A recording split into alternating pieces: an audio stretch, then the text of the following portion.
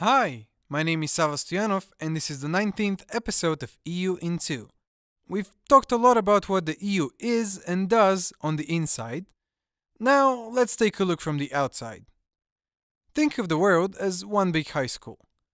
There's the US, the biggest guy in the yard, beating everyone at basketball. And over there is Japan, her blue hair getting in the way of the manga she's reading. And the EU? She's the new girl in town, just arrived. Let's go and say hi.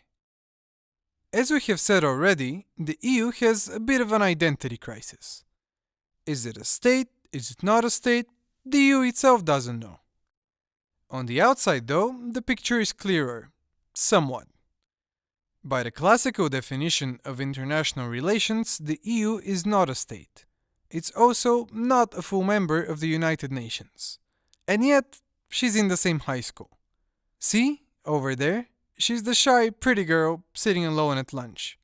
You know, the one who everyone will fall in love with by the end of the movie. So, what gives? Well, since 2009, the EU has had legal personality. This means it's recognized as a separate entity from its member states. And, when it comes to security and foreign relations, the Union speaks with one voice. Namely, the voice of the High Representative. Kinda like a foreign minister, but with a way cooler title. While she is the authority, the common policy is formulated by the Council of Ministers. Never simple, is it? Another external dimension of the EU is, of course, its borders. The recent refugee and migrant crisis put a lot of pressure on the Union, and the result was chaotic. So, in 2016, the Union created a fully fledged border and coast guard agency, Frontex. It coordinates and supports the existing border forces of the member states. It might sound trivial or boring, but it has already saved thousands of lives. Let's end on this high note. Next time, we'll start looking at what the EU isn't, hasn't got, or doesn't do. And boy, is it a lot. Até logo!